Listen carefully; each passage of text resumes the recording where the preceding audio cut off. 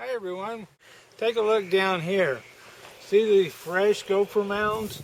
If you'll notice even closer, we've actually got an open.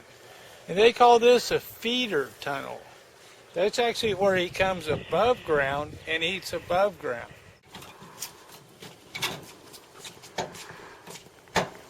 Okay, now we're going to probe for the gopher tunnel because we'll want to actually get our probe into the tunnel so that way our gas can spread through there.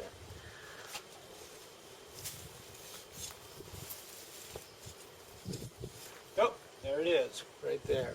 The probe, once it hits that tunnel, drops freely. So I can feel I'm right there in that tunnel right now. Okay, now that we've got our probe into the gopher tunnel, what we're going to do is fill that tunnel with carbon monoxide. And this is our machine for creating that carbon monoxide. All we're basically doing is taking the exhaust off of this engine and running it through a compressor, and then the compressor stores the carbon monoxide in this tank, and then from there it routes out through our hoses into our gopher tunnel. Let's get started.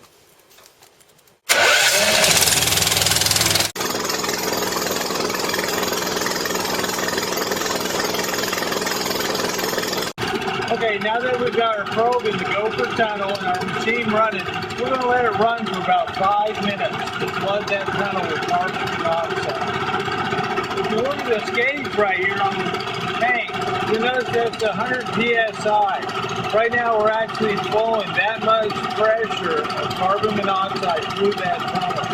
We want to make sure it saturates. Okay, we've filled the tunnel for 5 minutes with carbon monoxide, so we can actually remove our probe now.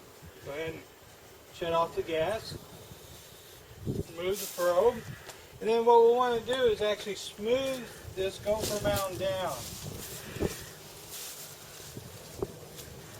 And the reason that we smooth the gopher mound down is that way if we have any new activity, any new mounds, we'll know right away.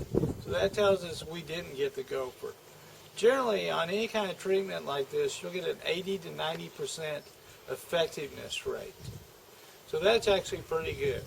Now, the nice thing about the carbon monoxide application is we don't have to worry about any pesticides or poisons left in the ground. Okay, we've gassed our gopher, smoothed down the dirt so that way we know if we have any activity, we know that we need to treat the gopher again. The nice thing about using the carbon monoxide method is we don't have any harmful chemicals or pesticides in the ground. We don't have to worry about children or pets or anything like that. This is 100% safe around anything. Okay, well, we've had a good treatment today, and before I leave a property, I always like to talk to the owner about steps that they can take to help prevent pests. The number one cause of pests on properties is overwatering. We all want our landscapes to look green and lush, but the problem with overwatering is it creates pools of water, and that attracts our pests. So that's one thing to look at. The other one is weeds. If you've got a property that the weeds are growing up uncontrollable, that's a perfect haven for gophers, field mice, all kinds of